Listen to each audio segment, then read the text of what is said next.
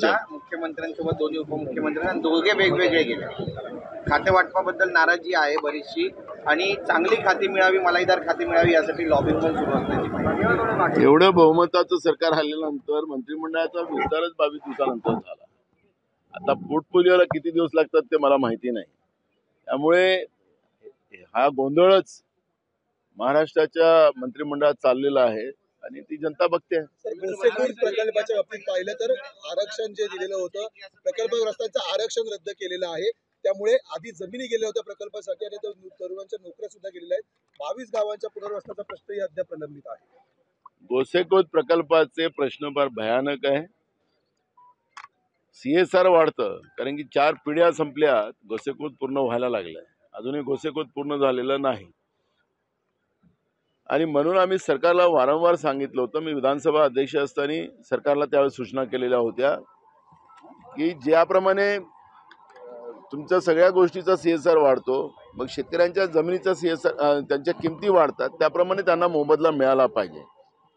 तुम्ही ज्यावेळेस जमिनी संपादित करतात त्यावेळेस आम्ही सांगतात की ते आम्ही 95 मध्ये संपादित केल्या होत्या, पण त्या ठिकाणी त्यांचा वाद चाललेला होता की एवढ्या कमी दरात आम्ही ह्या जमिनी देणार नाही आणि मग त्यांच्या मुलांनाही सुद्धा नोकरी देण्याचं आमिष त्या काळामध्ये दिलेलं होतं. सरकारला जमिनीचा योग्य मोबदला दिला पाहिजे आणि दुसरं सरकारने त्यांच्या अपत्यांना नोकरी दिली पाहिजे कारण की तो त्यांचा अधिकार आहे. त्यांचा पूर्ण संसार, त्यांची घरं आणि पुनर्वसनाच्या बाबतची अजूनही योग्य पुनर्वसन लोकांचं झालेलं नाही. त्या पद्धतीची भूमिका लोकांची आहे. कालच गोसेखुर्दमध्ये महिलांनी त्या ठिकाणी पाण्यामध्ये उतरून दिवस आणि रात्रभर त्या पाण्यामध्ये राहिल्या, पण सरकारचं लक्ष वेधण्याचा त्यांनी प्रयत्न केला, पण सरकारला त्याचं घेणं देणं नाही. अशा पद्धतीचं चित्र दिसतंय. आज आम्ही ती भूमिका विधानसभेत मांडू. सर, निवडणुका संपताच कांदा उत्पादक पुन्हा अडचणीत आलेले आहेत. समावेश होता. आता असं म्हणतायत की काठमांडूमध्ये एक बैठक झाली, त्याच्यामध्ये जर महायुतीचं सरकार आलं तर ते अस्थिर करण्याचं चर्चा त्या बैठकीत. काल 10 ठिकाणी NIA छापे टाकलेले आहेत. काही लॅपटॉप सिम कार्ड सुद्धा अरेस्ट केले. काही संघटना सांगितल्या होत्या त्या दिल्यात का सरकार? मी काल मुख्यमंत्र्यांना पत्र दिलं, स्वतःहून दिलं, स्वतः जाऊन दिलेलं आहे. आता त्याच्यामध्ये कोणत्या संघटना त्या अर्बन नक्षल आहेत त्याची माहिती सरकारने दिली पाहिजे, ती यादी दिली पाहिजे. अशा पद्धतीचं मी पत्र काल दिलेलं आहे. अजूनपर्यंत कुठलंही उत्तर आलेलं नाही. NIAच्या काल देशभरामध्ये 10 ठिकाणी आम्ही निवडणुका लढवू, स्वबळावरती जे काय करायचं ते करू. कोणी त्यांनी थांबवलं, कोणी त्यांना थांबवलं, कोणी त्यांनी. त्यामुळे हे काही बातमी होऊ शकत नाही. अरे थांबवलं कोणी, ती बातमी बनत नाही. त्यांचं असं म्हणणं आहे की आमच्या कार्यकर्त्यांचं म्हणणं आहे की स्थानिक स्वराज्य संस्थांच्या निवडणुका या स्वबळावरती लढवल्या. अरे हा ठीक आहे ना, ती ही बातमी नाही होऊ शकत. काँग्रेस सुद्धा स्वबळावर लढणार का आता की महाविकास आघाडी? त्यांचं पक्ष, मी अनेकदा सांगितलं की त्यांचा पक्ष आहे, त्यांनी काय निर्णय करावा तो त्यांचा अधिकार आहे. त्याच्यामुळे ही बातमीच होऊ शकत नाही असं माझं मत काय आहे. काँग्रेस स्वबळावर लढणार का? एक मिनिट. काँग्रेसची भूमिका काय आहे? काँग्रेस स्वबळावर लढणार की महाविकास आघाडीमध्ये इतर पक्षांसोबत?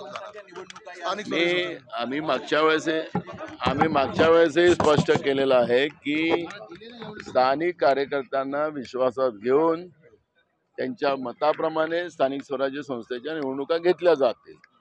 त्या कशा लढायच्या ते स्थानिक आमचे कार्यकर्ते जे नेते सूचना देतील त्याप्रमाणे लढल्या जातील. त्यामुळे आता त्याच्यावरचं निवडणुका लागतील तेव्हा याच्यावरची चर्चा होईल. सर, निवडणुका संपताच कांदा निर्यात बंदी कधी हटणार असा प्रश्न उपस्थित केला जातो. शेतकरी विरोधी भाजपचं धोरण हे नेहमी आपल्याला पाहायला मिळालं. जेव्हाचं नरेंद्र मोदीचं सरकार या देशामध्ये आलं तेव्हापासून शेतकरी विरोधी धोरण राबवणं आणि शेतकऱ्याला त्याच्या जीवनातून उद्ध्वस्त करणं हा एकमेव अजेंडा नरेंद्र मोदीचा आणि भाजपचा आहे आणि त्या पद्धतीने ते वागतात आहे. त्यामुळे कांदा उत्पादक शेतकरी असेल, धान उत्पादक शेतकरी असेल, सोयाबीन उत्पादक शेतकरी असेल, कापूस उत्पादक शेतकरी असेल, द्राक्ष उत्पादक शेतकरी असेल, महाराष्ट्रामध्ये सगळे शेतकरी अडचणीत आलेले आहेत आणि मोठ्या प्रमाणात शेतकऱ्यांच्या आत्महत्या या ठिकाणी होते. 60,000 हेक्टरवरती कुऱ्हाड पडलेली आहे. द्राक्ष उत्पादकांना राजश्रय मिळणार आहे का? विरोधक काय भूमिका घेतील? सरकार शेतकऱ्यांसाठी नाहीच आहे. त्याच्यामुळे आता सरकार आज काय उत्तर देतं आज, कारण की आम्ही कालच्या अंतिम आठवड्या प्रस्तावामध्ये हे सगळ्या भूमिका आम्ही मांडलेल्या आहेत.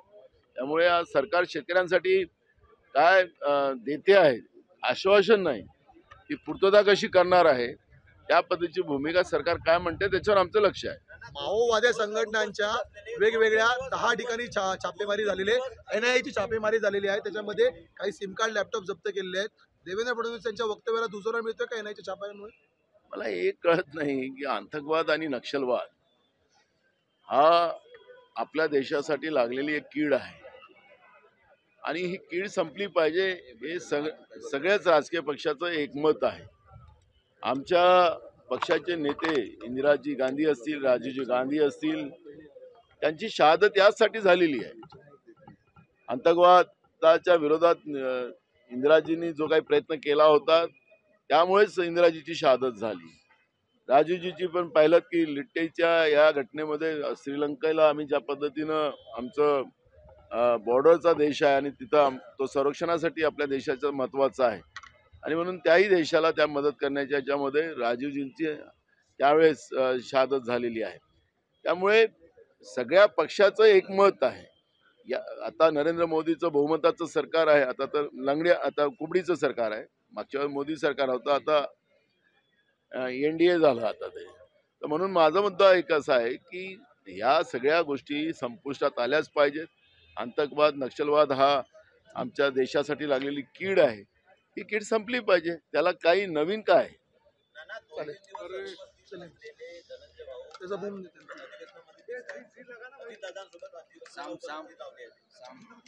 काल ज्या पद्धतीनं क्लीन चिट देण्याचं काम काल मी म्हणालो की मुख्यमंत्र्यांनी जे काही उत्तर दिलेलं आहे ते उत्तर एका वकिलांनी आपल्या क्लायंटसाठी ज्या पद्धतीने जे बाजू मांडतात आहेत त्या पद्धतीचं उत्तर आहे, ते मुख्यमंत्र्याचं उत्तर नव्हतं.